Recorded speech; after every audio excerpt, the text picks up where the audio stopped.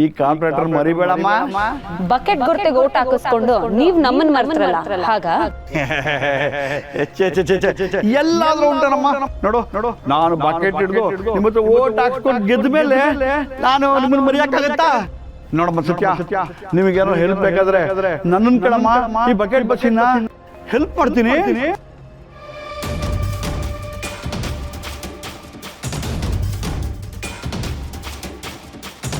ಅಣ್ಣ ಎಲ್ಲಿಗೋಯ್ತಾ ಇದೀವಣ್ಣ?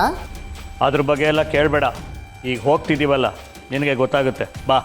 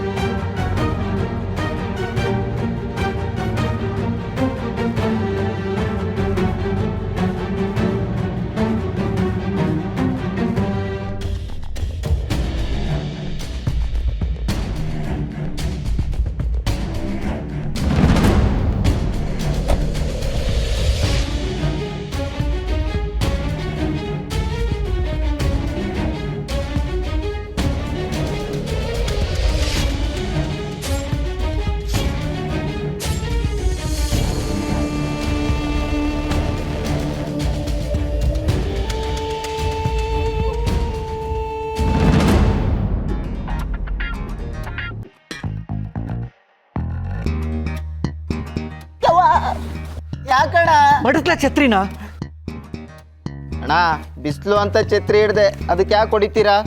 ಇದು ಚಿದ್ದಗ್ನಿ ಬಾಯಿ ಅವ್ರ ಮನೆ ಕಂಡ್ಲಾ? ಇಲ್ಲಿ ಅವ್ರಿಗೆ ಮಾತ್ರ ಗೌರವ ಕೊಡಬೇಕು. 500 ಮೀಟ್ರ್ ಸುತ್ತಮುತ್ತ ಅವ್ರಿದ್ದಾರೆ ಅಂದರೆ ಬೇರೆ ಯಾರಿಗೂ ಗೌರವ ಕೊಡಲ್ಲ, ಕೊಡೋ ಹಾಗಿಲ್ಲ. ಈ ಜಾಗದಲ್ಲಿ ಬೆಂಡಾದ್ರಷ್ಟೇ ಬದುಕೋಕ್ಕಾಗೋದು. ಒಂದು ವೇಳೆ ತಲೆ ಎತ್ತಿ ನಿಂತ್ರೆ ತಲೆನೇ ತೆಗೆದು ಬಿಡ್ತಾರೆ.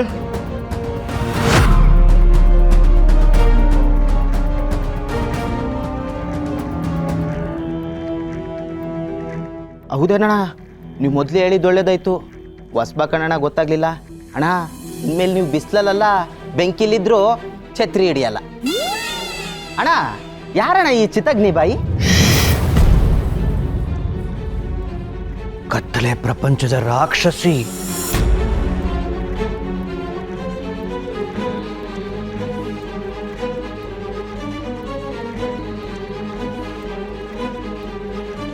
ಮುಂದೆ ಕಾಣಿಸ್ಕೊಳ್ಳಲ್ಲ, ಆದ್ರೆ ಹಿಂದೆ ನಿಂತು ಜಗತ್ತನ್ನೇ ಆಳ್ತಾಳೆ. ಇಲ್ಲಿ ಬಂದವರು ಉಸಿರು ಬಿಗಿ ಹಿಡ್ಕೊಂಡೇ ಇರಬೇಕು.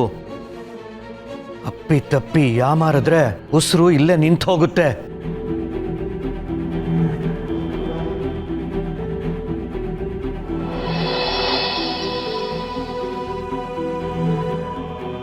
ಗೌರ್ಮೆಂಟಿಂದ ಸೈಟ್ ಮಂಜೂರು ಮಾಡಿಸ್ತೀನಿ, ಮನೆ ಕಟ್ಟಿಸ್ಕೊಡ್ತೀನಿ, ಮನೆ ಬೇಕಾದವರು ಸೈನ್ ಹಾಕ್ಕೊಡಿ ಅಂತ ನಮ್ಮ ಹತ್ರ ಸೈನ್ ಹಾಕ್ಸ್ಕೊಂಡ್ಬಿಟ್ಟಿದ್ದಾನೆ ಮೋಸದಲ್ಲಿ.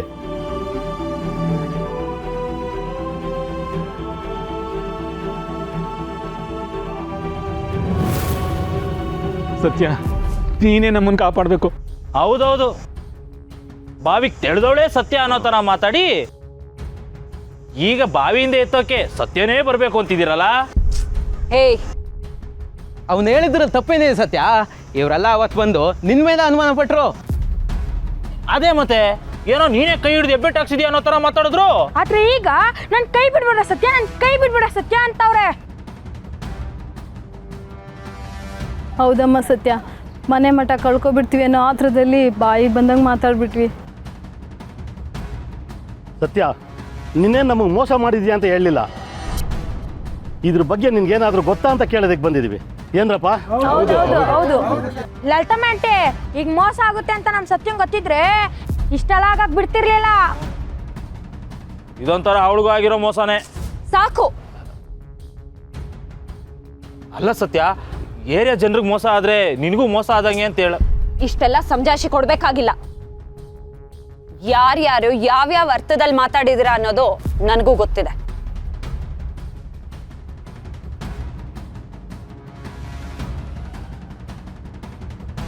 ದಯವಿಟ್ಟು ನಮ್ಗೆ ಕ್ಷಮಿಸ್ಬಿಡು ಸತ್ಯ.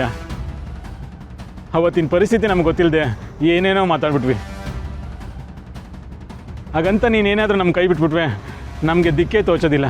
ನಾವೆಲ್ಲರೂ ಬೀದಿಗೆ ಬಂದ್ಬಿಡ್ತೀವಿ ಸತ್ಯ. ರಾಜಣ್ಣ, ನಾನು ಬೈದಿದ್ದ ಅವನಿಗೆ. ನೀವು ನನ್ನ ಬಗ್ಗೆ ತಪ್ಪಾಗಿ ಮಾತಾಡಿದಿರೋ ಇಲ್ವೋ ಅನ್ನೋದು ಮುಖ್ಯ ಅಲ್ಲ. ಈಗಾಗಿರೋ ಅನ್ಯಾಯನ ಸರಿಪಡಿಸೋದು ಮುಖ್ಯ. ಯೋಚನೆ ಮಾಡಬೇಡಿ, ನಿಮ್ಮೆಲ್ಲರ ಜೊತೆ ನಾನಿರ್ತೀನಿ. ಆದ್ರೂ ಆ ಬಕೆಟ್ ಬಸಪ್ಪ ನಂಬ್ಕೊಂಡು ಇವ್ರು ಮಾಡಿರೋ ಎಡವಟ್ ಕೆಲಸಕ್ಕೆ ನಮ್ಮ ಸತ್ಯ ತಲೆ ಕೊಡಬೇಕು. ತಪ್ಪೇನು? ಇವ್ರೆಲ್ರ ಬಾಯಲ್ಲೂ ಸತ್ಯ ನಮ್ಮನೆ ಮಗಳು ಅನ್ನೋದನ್ನ ಕೇಳ್ಕೊಂಡು ಬೆಳೆದವಳು ನಾನು. ನನ್ನನ್ನ ಇವ್ರೆಲ್ರು ಮನೆ ಮಗಳು ಅಂದ್ಕೊಂಡ್ಮೇಲೆ ನಮ್ಮನೆಯವ್ರನ್ನ ನಮ್ಮನೇನ ಕಾಪಾಡೋ ಜವಾಬ್ದಾರಿ ನಂದು.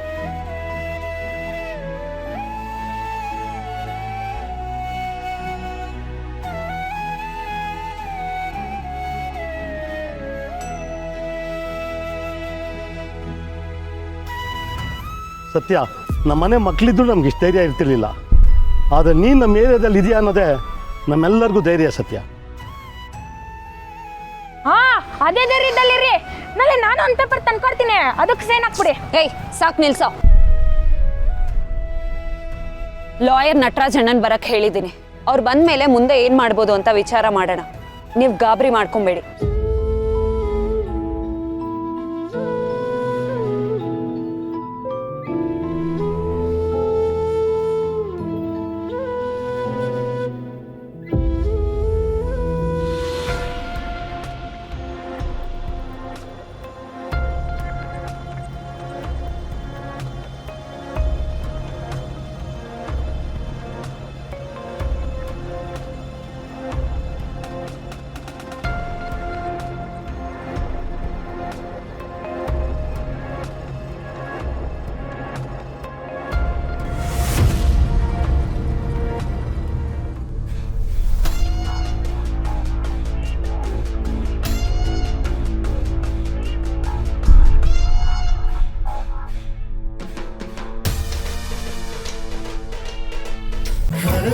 ಆರತಿ ಮಾಡಿ